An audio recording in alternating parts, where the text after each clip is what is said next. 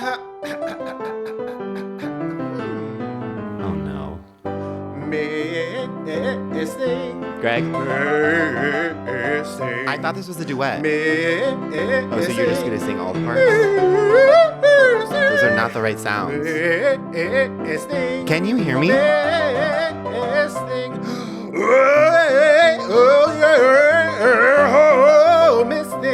Bonk. Welcome to Miss Thing. I'm Greg. And I'm Tim, and this is a podcast that celebrates and appreciates the Miss Things of the past, present, and future. Yeah, in every episode, we take a Miss Thing's storied career and do what you and I are most skilled at, which is make it all about us. And today we have a very special guest. Welcome to part 2 of the Miss Thing 50, aka MT50, aka MS50, which I was incorrectly calling it for many weeks, actually. Yeah. I couldn't quite pinpoint it. But yeah, we have family on the pod today. We have our main sister, and let's bring him right into everyone's ears. If you're on YouTube, you're already seeing him. Yeah, and probably very confused. Our guest on the pod today is friend of the pod, Claude. Wow, thank you so much. What a great intro that was. Claude is best known for doing the cover art. Yes. The incredible cover art that graces your screen every time you put on an episode of Miss Thing. He has tons of great creative notes that he gives us, that he's added. He is actually responsible for the Miss Thing 50 cover art that we are releasing. Yeah, the special edition. And can I just say, I think what an honor it is to be this week's Miss Thing. So thank you. Thank you so much. That. Yeah. We've made some changes to the episode. Yeah. And I thought I was going to be the first male Miss Thing. Well, we had RuPaul. Thank you for listening. Yeah, you're actually not even the first guest. Wait, this isn't the first episode? Yeah. Oh, yeah. Okay, well, yeah. So welcome to the pod, Claude. Thank you. We're so glad to finally have you. Congratulations on 50 episodes. I genuinely did not think you guys would do this. So I think it's amazing. It really is amazing that you guys have done 50 episodes. That is huge. Yeah, thank you. We've been barreling through, that's for sure. We also were berating you off pod because you very sweetly brought us donuts to celebrate. I did. And we said, how dare you bring this to us off pod. You really did. And not surprise us live on air. I famously am wearing a shirt today that our guest gave me years ago. I cannot believe you have the shirt. I actually have. So the shirt that Tim is wearing, for those listening, is a yellow shirt that I got at Urban Outfitters, I believe, in 2009 for a college party. Not just any college party. It was a red light, green light. What is it? Red light, green light. Very Squid Game. No, the premise of the party. Was premise it here. Was green light was like. No, I'm gonna start with red light. Red light is like hands off. I'm taken. Sure. And then green light was come do your thing. And then yellow light was like proceed with caution and like you're taken. Wait, but I don't know why I wore it because I was definitely not taken in college. So I wore a yellow shirt, and then you wanted to be Snapchat for Halloween. Oh, that's why I have this shirt. Yeah. Okay, yeah. I didn't realize I had to wear yellow today. Yeah. Yeah, no, we definitely were passing around a memo without you involved. You say you weren't taken in college, but I feel you're very Liam Neeson taken in college in a way. Definitely. Wait, did anything happen at that party? Did you get a guy? Well, I wouldn't have left the party. It was my place. Okay. Well, wait, so was that your technicality? Yeah. I cannot figure out what's going on at this party. So you hosted it, but you had nothing to do with the theme? My friend Nick and I hosted this party. At your place? Maybe he was living there yet, and I hadn't lived there yet, which makes sense if it was 2009. Yeah. So, and so he hosted this party. And anyway, spoiler alert, I did not go home with anyone. Right. Well, I did have a new shirt. I was going to say, I think it has to do with the mixed messaging. It was definitely sending mixed messages. To us right now. I still wear that shirt. Well, not that one. No. Tim's wearing that shirt now. I think it's time to go right into our first and most famous segment. Sure. Dod Mom Sauce. Ooh. Doll of the day. Mother of the moment. Sister of the second. Our first and most famous segment where we pick a person, place, or thing that we are currently super obsessed with. And I think our guest has the honor of going first. Okay. I've thought long and hard about this. My Dod Mom Sauce is the phrase ding dong. I was recently called a ding dong recently. Oh. And I just think that there's a like, you have to strike a balance between a word that will absolutely cut you down and something that your grandma can hear. And it's really hard to, like, you know, you can call someone some pretty, like, fierce things, but your grandma will, like, not approve. Yeah. Right. It would be like banned on TikTok immediately. You would be shut down. Absolutely. And then there's words where you can call someone like a dummy, but it doesn't mean anything. And can I just say, when someone calls you a ding dong, nothing cuts deeper and yet still strikes the, like, safe for work balance. Sure. I also just kind of think that, like, you know, Gen Alpha has, like, what is the skibbity is, like, a word that they use. Skibbity toilet. Skibbity toilet. I don't know no idea what that means. What's the toilet aspect? Yeah, I've never heard the toilet after skibbity. Obviously I'm Gen Z. Who's Gen Alpha? I'm Gen Alpha. Yeah. No, I've done Jennifer skibbity Alpha. toilet. Yeah. I'm not sure what it means, but I know I've done it. Sure. And then there's Riz, of course, right? You Riz someone up. That very Gen Z. And I just feel like millennials should begin using the word ding dong to describe. Ding dong is so, and I've talked to both of you about this, feels like the heir apparent to silly, which silly to me, there's nothing meaner you could call someone than silly. It's like, there are certain things where it's like, if my mom you did a great impression of your mom. You were like, nothing infuriates you more after, like, there was like a movie that she came out of and she described and she goes, it was just silly. And I actually like saying silly in a positive way sometimes. Sure. If it means, like, stupid in a good way. But when a mother calls something silly, it's basically the equivalent of, like, you're trash. I didn't understand it. It was terrible. And I, like, you might as well just slap me across the face, drag me across the room, hit you in the ass with a wooden spoon. Yeah, exactly. Yeah. And I guess now it would be the equivalent nowadays. What we're gonna call our kids. Ding dongs. Yeah, it was just ding dongs. Ding dong. Yeah. No, just someone called me a ding dong. Kara called me a ding dong. Whoa, I thought it was going to be a child. Did you have did you have to leave? I was I had to take leave. I truly, like, froze in my, like, blood chilled. Oh yeah, absolutely frozen in my tracks. And have never been more hurt in my entire life. Did you sleep at all that night? No, I haven't slept since. I think ding dong too, especially when coming from another adult, it just really infantilizes and it really cuts to the core of your stupidity. Yeah. In that way. Like, it's sort of like it brings you back to an elementary place. 100%. It brings you back to the schoolyard. Yeah. Yeah. And it also brings you back to, like, an after school snack in a way. Are there any other words that you both find offensive? Like, for me, the word gunkle. I would rather be called, can I say bad words? Yeah, you can say. I would rather be called a faggot than called a gunkle. A faggot's beautiful in comparison to gunkle. I mean, put those people in Guantanamo. Yeah. But I will say I don't want funkle is also Funkle. Like a What's fun that? uncle. Faggot uncle? I would rather be called faggot uncle, but you've never heard funkle? That has a nice ring to it, actually. I prefer funkle to gunkle. Funkle, no, like, people will say, like, oh, like, the straight guys can also be funkles. It's just, like, a fun uncle. Yeah. And I would rather... No, gunkle, ugh. Just don't abbreviate. Uncle is already one of the ugliest words you could be called. Yeah, that's true. And so don't add anything to it, unless it's faggot. Gunkle, yeah, faggot is fine. LGBT tunkle. I think that has almost a better, you know, there's a little bit of ceremony in that one. It's all inclusive. And I love that to, like, you're adding, I want to say 17 syllables to it. So that, LGBT tunkle. Yeah. I think that's way better than gunkle. I'm going to actually ask my sister to have my nephew call me an LGBT tunkle.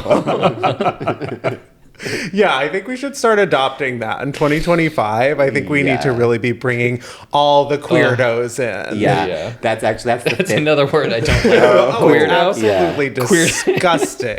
Queerdo literally makes me want to vomit. Yeah. Yeah, wait, actually, would you rather be called a funkle, a queerdo, or a gunkle? Wait, did you... Wait, no, what funkle, was it? Oh, okay. gunkle, or a queerdo. Or a ding-dong. No, definitely not ding-dong. Honestly, actually, I take that back. Ding-dong. Funkle is not good. No. Funkle is bad. Faggot uncle is fine. Yeah. That's what we should have the kids call us. Yeah. Faggot uncle. Oh my god. Wow. I'm not gonna be able to sleep at night just thinking about that. Yeah. But what I will be able to think about is my dad mom sauce.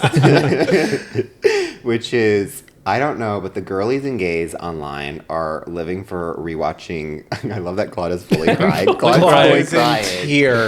In tears. You guys are funny. People are rewatching Girls. I'm rewatching Girls. 6 months ago. I just rewatched the pilot. It's so good. It hits so hard, especially as a 35-year-old unemployed person. I have been meaning to, and so you would Who's think that obsessed with Q-tips. Yeah. Oh my god. Oh, I forgot about that. Yeah, Greg, that's what season 2 is all about. Yeah. The Q-tip. Oh, wow. All right. But yeah, you would think that my dad mom sauce is me rewatching Girls, but it's actually me seeing other people rewatch Girls and post clips of it. And I can't get enough. Yeah. And I forgot how goddamn good this show is. That's the thing. It is perfect. Start Say to finish. what you will about millennials. We have the best show that represent. And it's like the most evergreen show. Yeah. You know, It like really Gen holds Z should watch it right now because it applies to them in a lot of ways. I'm sure there's stuff that doesn't, and I know that we're cringy or whatever, but like it is so good. Honestly, I don't think it is cringy. I think it takes such a clear view of the millennial archetype. Like, and but like Marnie so is funny. like especially in the pilot, she's like the definite. I mean, not just the pilot. Yeah. Like there's that famous. It's later on where she like when she crashes does the party. Kanye West. Stronger. Yeah. Oh I was gonna bring that up. It is literally. I just rewatched it last night. She should have won an Emmy. She should have won an Emmy for that performance alone. And then just some of the lines of like and a Grammy.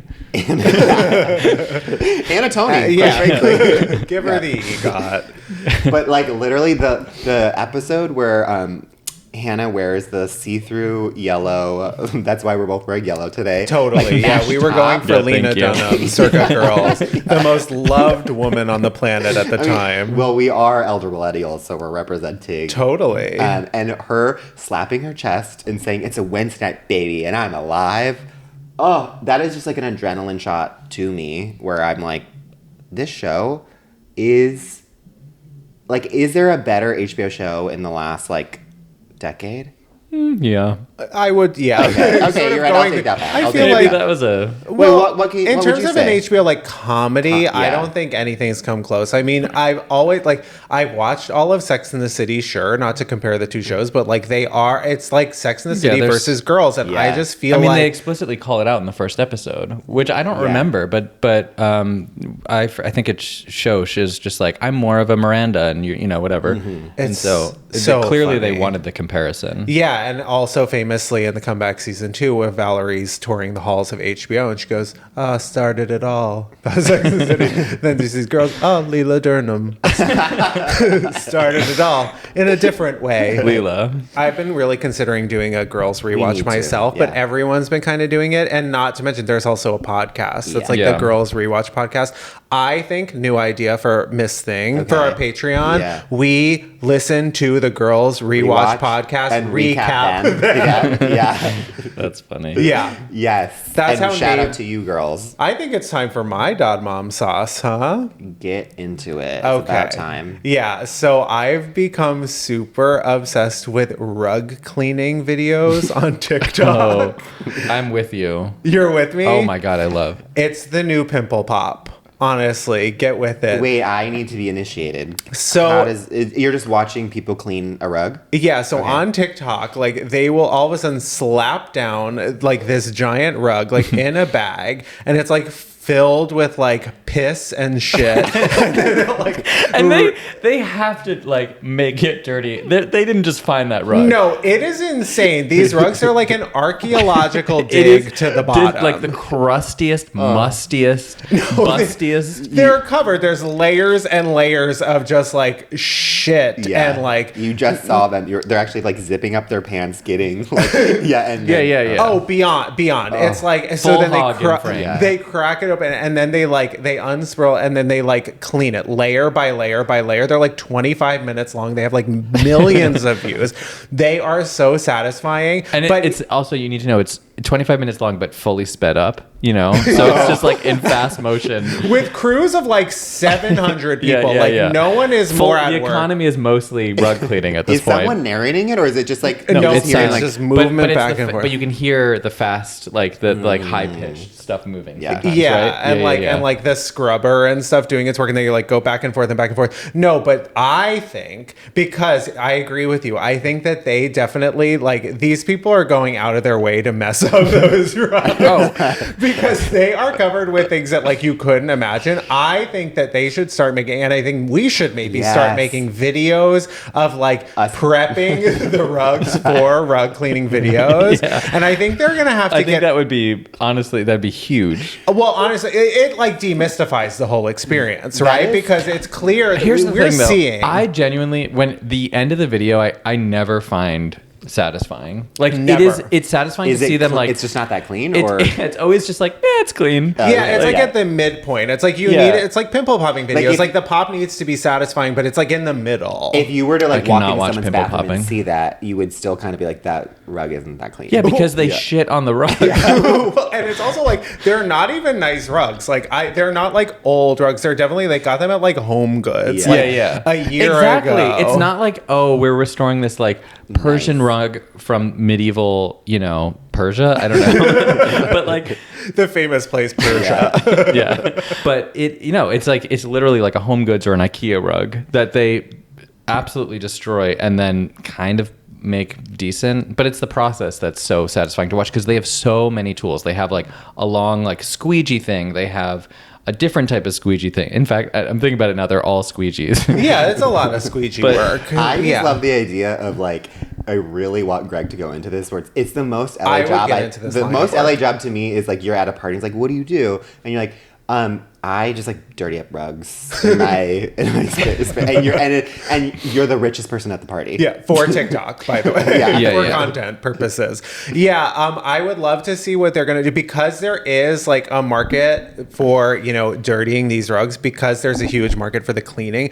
I would just like to see like what they're going to do with the tariffs. They're going to have to get creative, because they're using a lot of material to get these things absolutely covered in shit. Well, they also use and I don't want to take too much time, but they also use like really bright, don't produce us on our podcast. As he like starts to just like, he's actually just trying to get a sponsorship. He's like gonna name all the products. No, but they also use like really bright like soaps too, where you're like, this has to dye it, right? It'll be like the most vibrant blue soap on it. And then they like rub it into it, and you're like, this is going to be a blue rug at the end of it.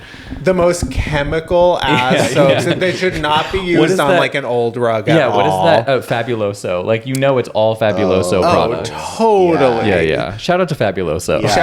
Please sponsor us. Hey, we love Fabuloso here on Miss Thing Podcast.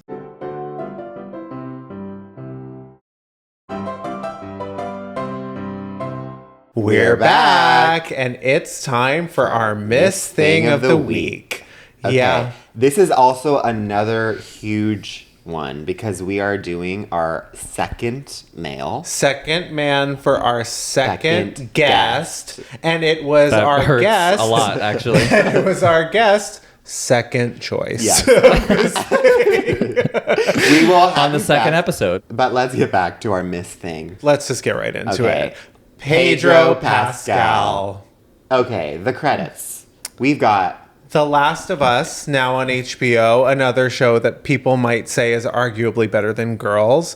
I'm going to let those people those people say that. You're going to let them. Let them. Mel Robbins let them. We've got Buffy the Vampire Slayer. Okay, wow, I knew you were going to take that from me. So it literally... It's one of my favorite shows. Yeah. Can you name your favorite... Actually, you do know episodes because I'm literally always... The musical episode. Finish that question. I'm going to say, what is your favorite episode from season 4? Okay, my favorite episode from season 4 is definitely... it's called Angel Down. And it's the Lady Gaga song. Yeah, that's what the Lady Gaga song is based on. Well, mine's the pilot of season 4. Yeah, pilot season 4. Yeah, it's pilot season. Return to Hellmouth part season 4. Mine's pilot season in season 4 when Buffy goes out for pilot season and doesn't make it. Totally. Is that the musical episode? That's the only one I can reference. Yeah, me too. And the mom dying. Do you actually know the name of that episode musical? Susical? The Rusical. Yeah, it's Susical the Rusical. Susical the Rusical. The Buffusical. The LGBTQsical. Don't say Nailed that to it. me. Yeah. The LGBTQsical. Yeah, exactly. Susie Tusical. Okay, back to the credits. We've got Wonder Woman 1984. We've got Gladiator 2, which is a movie that I have slept through twice. The Mandalorian, which my dad famously calls the Mandalonian. We've also got his kind of, I think, big breakout. I mean, he's had many breakouts, but Game of Thrones. Narcos. Oh, right.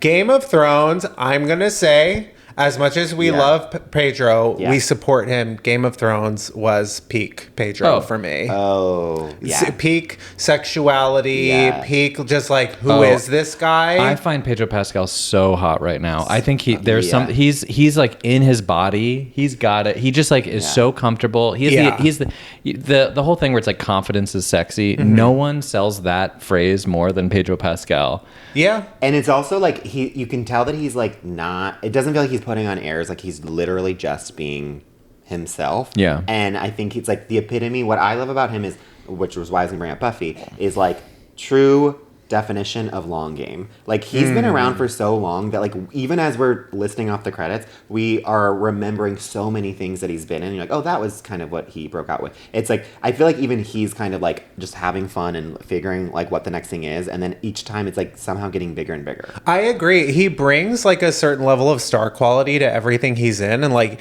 he could also have like kind of a small part in everything recently, and yet he's still like at the front of the red carpet. He's completely like who the studio is pushing because he's just so likable, like in interviews and on the red carpet. Like people I think are just genuinely very interested in what Pedro Pascal is going to say, what he's going to wear. Like I think he's just so appealing to everyone. Mm-hmm. I also just think, like our podcast. Exactly. Yeah. And I think the other thing, which is we still don't know, we've talked about it, we don't know what the 4 quadrants are, but to me he is a 4-quadrant movie star in the sense of every person's dad loves Pedro Pascal. Really? Because he's in The Mandalorian, he's in The Last of Us, he's in Game of Thrones, and they don't know his name, but they're like, I like him.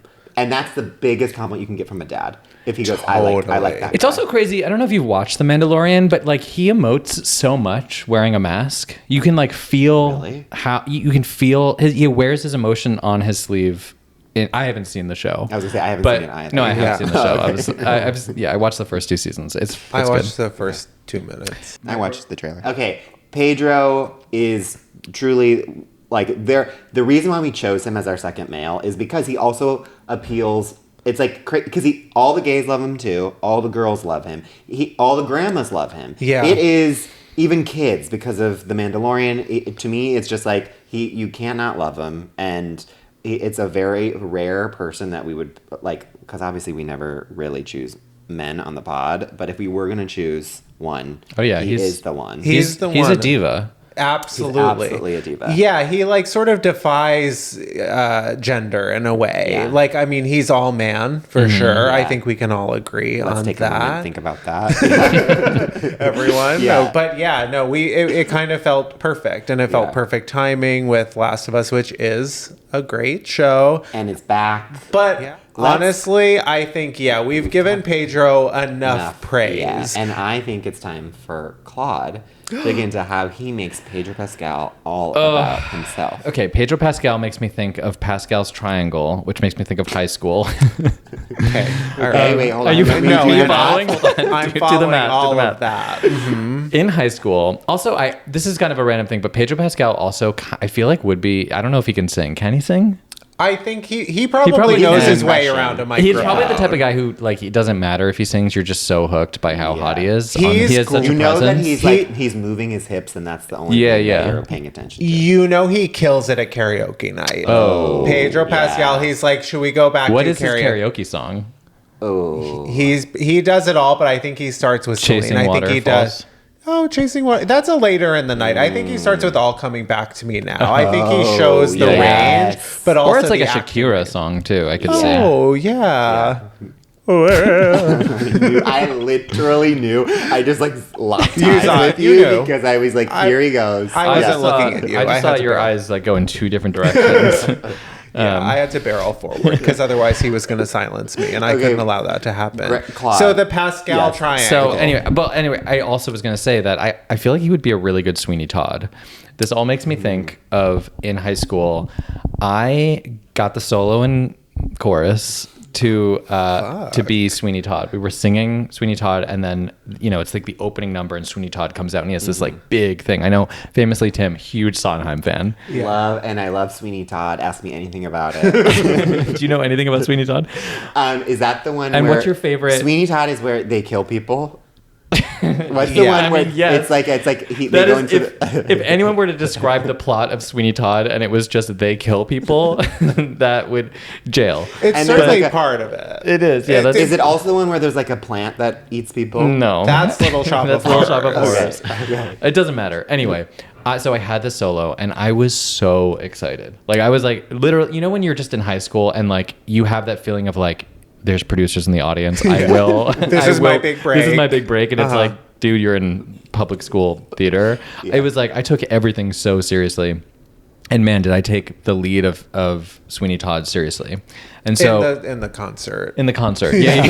And where there's other music and one song, it's a winter chorus concert. Sure. But the way that the song works is it's like a call and repeat is that what it is? With the audience. So it's like Sweeney sings, then the audience sings, and then Sweeney sings, the audience sings. Attend the tale of Sweeney Todd. Exactly. Yeah, at the Christmas concert. Exactly. So I sing, attend the tale of Sweeney Todd, and then the audience goes, attend the tale of Sweeney Todd. Totally. Right? Row, row, row your boat vibes. Exactly. That's what his skin was pale and his eye was odd. His skin was pale and his eye was odd. And then what you're supposed to sing is, what happened then? Well, that's the play, and he wouldn't want us to give it away. And you're supposed to be all like, and then they go, what happened then? Well, that's the play, and he wouldn't want us to give it away. And instead I sang, I sang, what happened then? Well, that's the tale, and he wouldn't want us to give it a whale.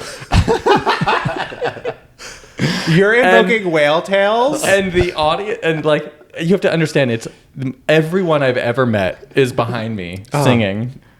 And when I flubbed that, everyone behind me, half of them sing what I sing because they're like, we'll just do what he does. The other half is literally just going like, huh.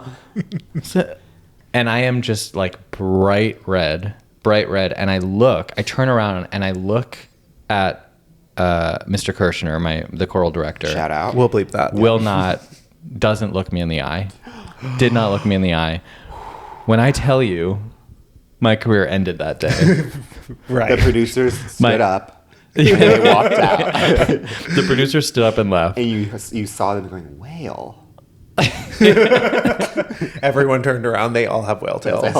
Showed the audience. But listen, look where it got you on this couch today, on this podcast. And also, there's going to be a producer listening. I was going to say, sure. If anything, it's like we've heard that song before, but we've never heard the song sung by you in that way. And it's like, people remember that. If you were to just sing... Yeah. The regular lines, it's like, okay, boring. You actually added a flair to it. Yeah. And it's also kind of like whale. I'm actually surprised that you guys aren't kind of building me up more, that I, on the fly, rhymed tail with whale, and it works. W-A-I-L. He wouldn't want us to give it a whale. Like, wailing the tail. I sort of was thinking Free Willy. You were thinking Free Willy. I was thinking Sea Life. Yeah.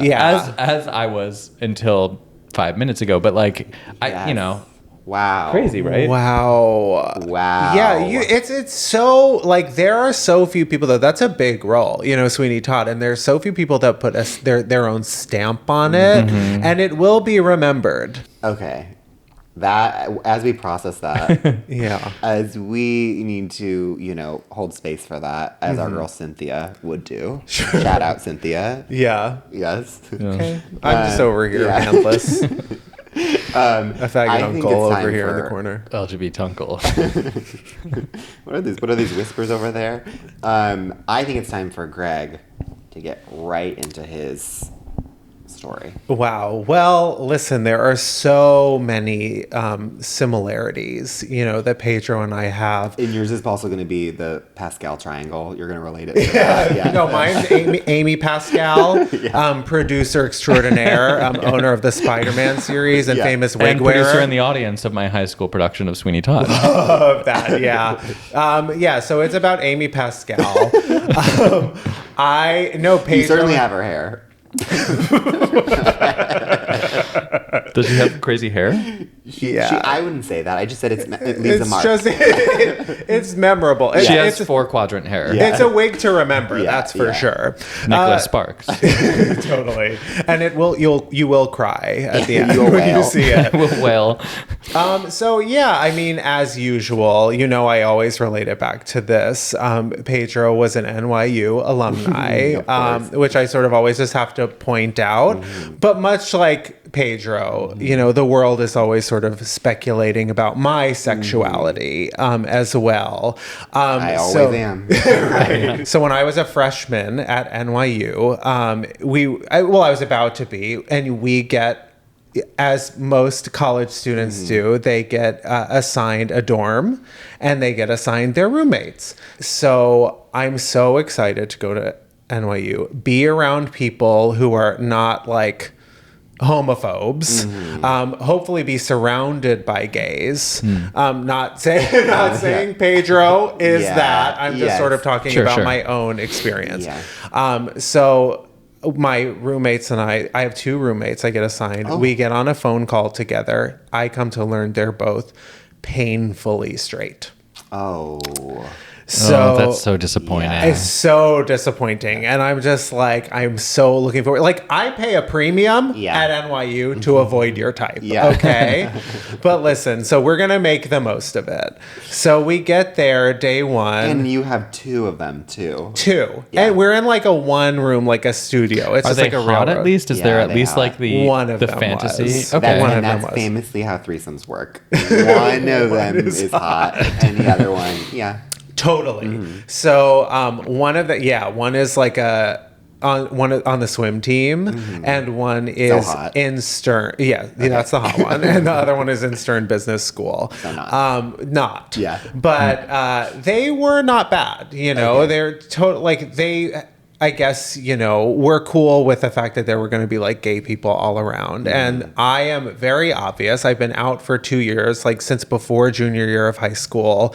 I talk like this and I go to the theater department at NYU. I think it's pretty clear which like team I bat for. Just out of curiosity, what were the posters on your wall? They were of Nantucket. I'm not from there, but like that Nantucket pride, there's nothing like it. We talk about it. It's a callback. For whatever reason, people who are from Nantucket will put like Nantucket posters on their room, and I'm like, why? That's your hometown, which I guess like I just would never put. Crazy. I guess I would put a Lyle. What was on your? Oh, my poster, I mean, it has to be. I'm gonna guess it was probably Buffy. No, I'm actually shocked you saw my dorm room in college. I never saw your dorm room. It was Revolutionary Road with Kate Winslet. That makes so much sense. When Tim watched Revolutionary Road in college, everyone knew. It was like email blasted. I knocked on everyone in the dorm room and I was like, you need to see it. Claude and I weren't even that close yet, and I like literally like woke him up at midnight and I was like, have you seen Revolutionary Road? But they're straight, but they're actually like pretty cool. And we have like, when you first get to school, like you're kind of making friends like in your like proximity. So you make friends on your floor and then you make friends like throughout your dorm, like on different floors. And we had like shared community. We were not necessarily close though.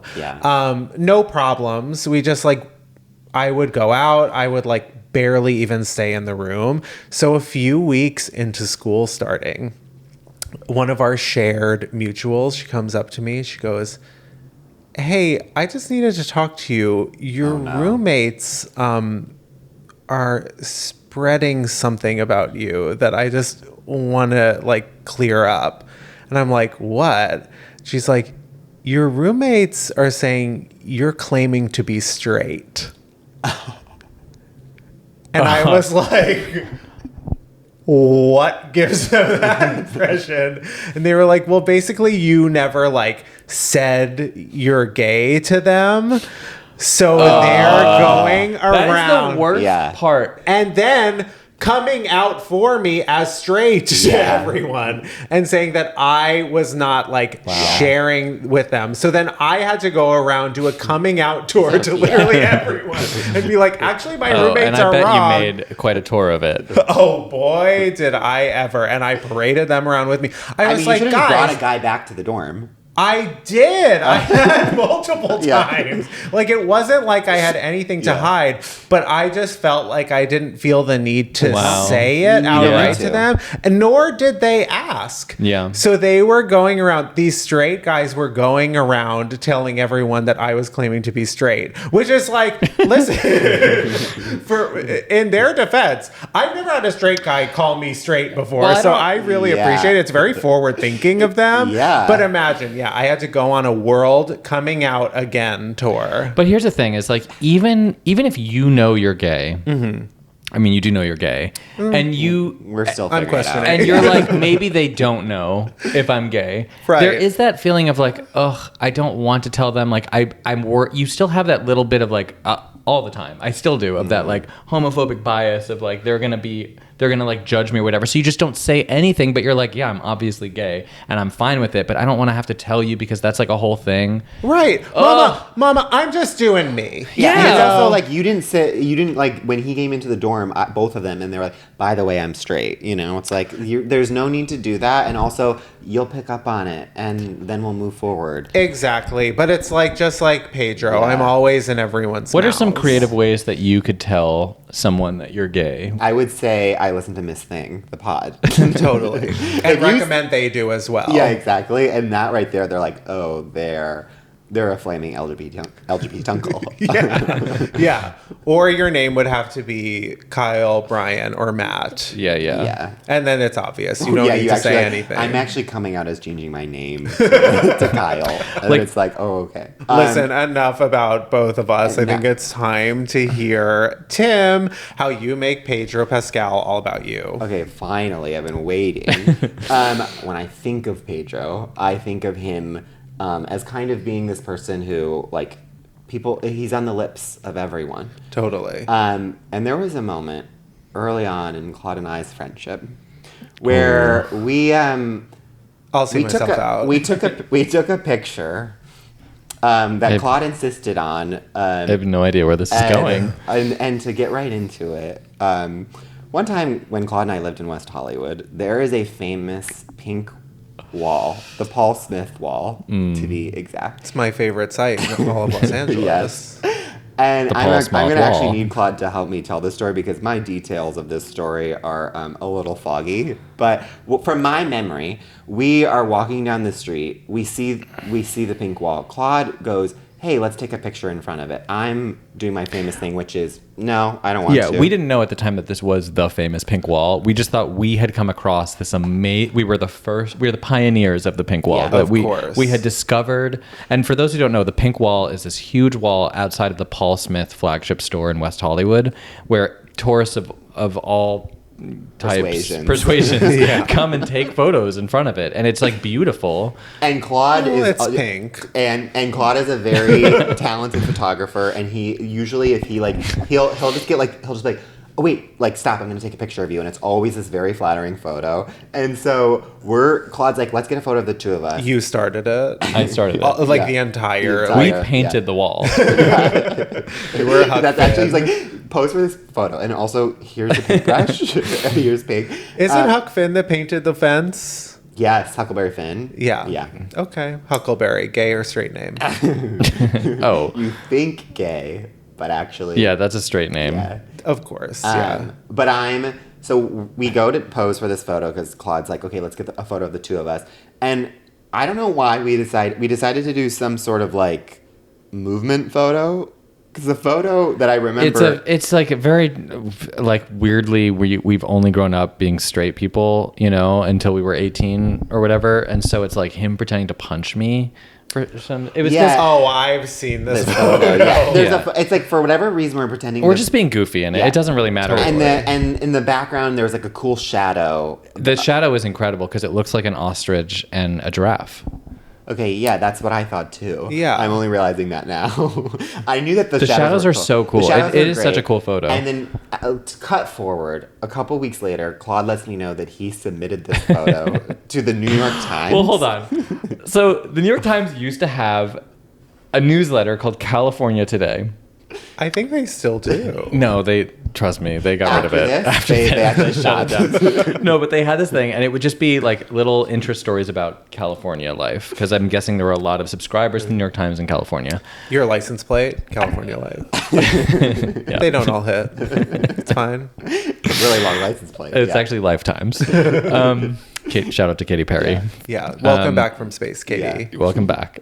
Thought you would explode. I'm glad you didn't, but I thank you for announcing your genuinely tour in space. Well, she needed to do the light. Yeah. The set list. Yeah, she did not. She literally held up a thing in space of her set list. That's what she lived for. I saw that clip and I literally thought it was like... It's a butterfly. I literally thought it was like her family. I cannot believe it's her set list. That's so funny. Yeah. That's the reason they all survived. Like Jeff Bezos could not let them get they needed Katie to survive to go on the Lifetime tour. Can you imagine if you were a pop star, you announce your set list and then you explode?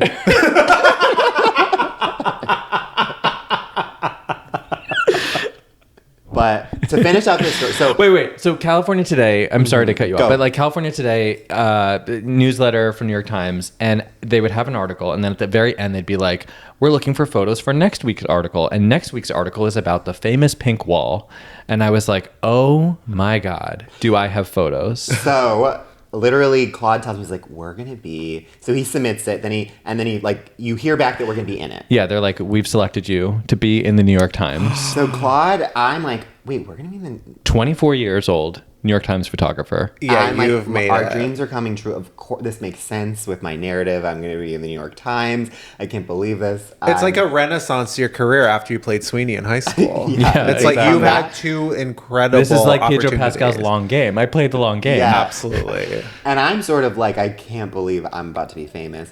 And then it comes out. And Claude, would you like to say what the caption of this photo was in the New York Times? It wasn't the caption of the photo. It was the full article. Was basically about it was like the pink wall, a place for narcissists to take photos. Our photo, front and center. Literally, front page of this article is narcissists. Just the two It was of just us. about attracting tourists and how people in the neighborhood didn't love that it had just become this hotbed of tourists and narcissists. Not to mention you fully lived in the neighborhood. Yeah. The people in the neighborhood hate this. It actually quotes me as well, calling them narcissists. I was like, I didn't realize that they called out my friends and family and did an expose on me being the biggest narcissist in West Hollywood. Yeah. It was humbling to say the least, and our first brush with fame. And there was nothing I could do after that but start a podcast. With me, of all people. With you. Yeah, yes. Yeah. They found a bigger narcissist than someone that was actually in that photo. And I was cut out. Maybe that's... I'm kind of thinking the next cover photo is you in front of the pink wall.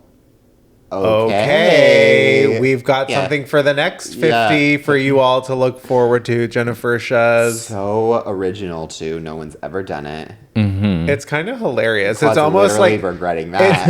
It's the fifth wave. Yes. It's so like post Pink Wall. Yes. That like it's post pre Pink Wall. Whatever. I'm sort of lost. Well, it's fifth wave, so you're not quite there yet. We're playing 5D chess while everyone's playing checkers. Is fully boogers? No, it's just like what is the famous like debate where it's like you're Viola Davising for sure. You've been crying a lot. I am a little. Do you need Viola Davis just absolutely crying through my mustache as she famously cries through hers. Her nose. Yeah. And with that, I think it's time for a break.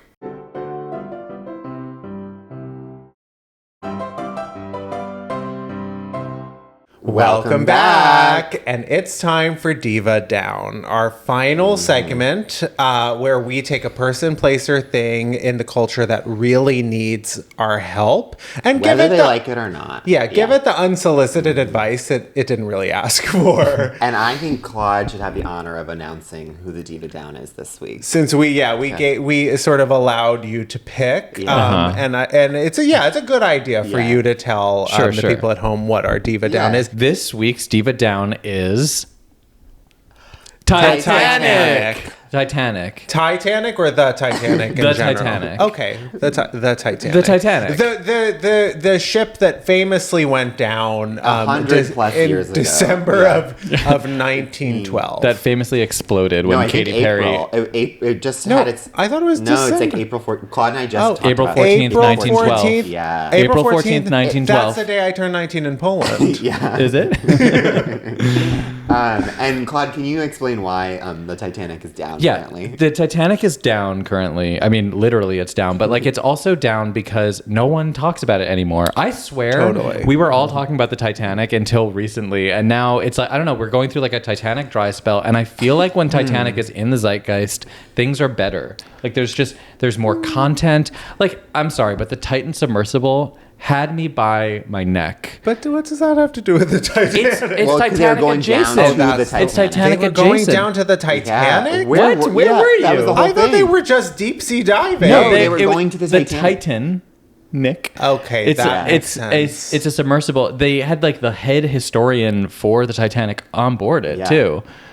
And we lost all that information with him. But he is at least he died doing his passion. He's near what he also tried to announce Katy Perry's tour set. And it didn't work out so well for them. My thing with what I think is so funny about you picking this is like, ever since you told us that, the amount of like Titanic news that it is unreal. The name on everybody's lips is Titanic. You're like, no one's talking about it. And I'm like, I can't get enough Titanic. I have seen Titanic nonstop, but it's because I brought it back that it's coming back into the zeitgeist. But I'm telling you, you sent me a little whiplash for the viewers because we're saying that it's not being talked about, and yet already it's there's a billboard right now in LA that's advertising the Titanic VR experience. Experience the magic of the Titanic. And I guarantee, had I not brought it up, wouldn't exist. We should always be talking about Titanic. And my advice for getting Titanic talked about even more, I think people should take parts of it into space for an 11-minute round trip. So as above, so below type thing. Take it from the depths of the ocean. Titanic into space. Titanic into space. Ocean trash, kind of like a tour. Space trash. Yeah, exactly. Do a tour in orbit. Okay. Yeah. Have it announce its comeback. Sure. And that's sort of what lifeboats. Well, see, that's the thing. That gets me into my advice for the Titanic. See, I wasn't totally sure it was necessarily about the conversation surrounding the Titanic. Actually, I kind of disagree with you both about when Titanic is in the cultural zeitgeist. I personally think that's a recession indicator, if ever I've heard of one. So Titanic, like a recession of culture, or like an actual money. I think we're deep shit. We're going down like the Titanic. Well, then we're not in a recession yet. Oh, sure. Well, anyways, but yeah. So I was sort of thinking about the Titanic writ large, sort of like the voyage. Yeah. And I'm going to say what I always say, you know, and what many people have said before. I think next time, it's a little late for that right now, but next time I think, the lifeboats. There's plenty of carpenters out here, you know, like TikTok carpenters, people who are learning to work with their hands. Shout out to DIYers. Also, maybe rug cleaners on the Titanic. Yes. I would love to see them dig up a musty old rug. Take a rug from the Titanic. Clean it. You guys. Yeah, in space. Katy Perry cleans a rug in space. That's it. Katy Perry cleans a rug in space. That's our advice. That would get the most views of all time, and we'd be in a recession. That would be... James Cameron is quaking in his fucking boots right now because we own the idea. We own the rights to Titanic. Idea, and we are also going on that mission for Miss Thing 100, which is in just 50 weeks. So we're preparing our bodies now, our bodies and brains now. To go not only to space, but also to the bottom of the ocean first. In a submersible. Yeah. Gayle King is absolutely stressed the fuck out. Yeah, Gayle King is coming. Gayle is there. And she's paying for it. Yeah, she's upset. She's really upset about it. She's not happy, but, you know, we need her there. Yeah. We need her there. Claude and Oprah will be holding hands crying as they watch us going into space. Oh, yeah, I'm not going. Yeah. Okay, I'm utterly speechless. I needed to process... I need to go whale. I need to go whale after this episode. And then explode. I need to yank up my whale tail. Yeah. And so I think we got to close with, obviously, Cynthia, hello. Yeah. We love you. We miss you. We're missing you so much now. And thank you, the listeners, the Jennifershas, the Inertias, the Jennifer Z's, for being with us for 50 episodes. We will see you next week. But first... Well, first, we wanted to thank Claude. Yeah. First, we want to thank Claude, thank you. Sister of the pod, for coming. It's a long time. You've sort of been at our throats every single week since the beginning. I have kind of clawed my way onto this show. Well, you know... I was not trying to do a pun, but sure. Claude, gay or straight name? European. Yeah. European, for sure. Yeah. Claude. Yeah. Yeah, I would say... straight American, gay European. It's a family name. Well, it suits you. Anyways, thanks for coming. Yes, truly, there's no other guest that we would want to have for our 50th. And as our second. We love you so much. I love you. Yes, thank you, Claude. And everyone out there, don't forget, subscribe, throw up a story. Rate us 5 stars and above. If you haven't, please comment. We could really use comments to sort of get only positive, please. Request me on WAG. Request Claude on WAG, of course. But and spread the word. Let everyone you know who might love Miss Thing about it, because we've got another 50 exciting weeks and more. We will see you next week. We love you. Bye. Miss Thing Podcast is created, executive produced, and hosted by Greg Trimmer and Tim Zientek. It's produced and edited by Benji Simons, with cover art and additional creative support by Claude Zeins. Follow us on TikTok and Instagram at Miss Thing the Pod. New episodes drop every Tuesday. Watch on YouTube or listen on Spotify, Apple Podcasts, or wherever you get your podcasts. Please subscribe, rate, and review, but only raves. Strictly 5 stars and above. Follow Greg at Greg Trimmer and Tim at Tim_Zientek on all social media. Bonk.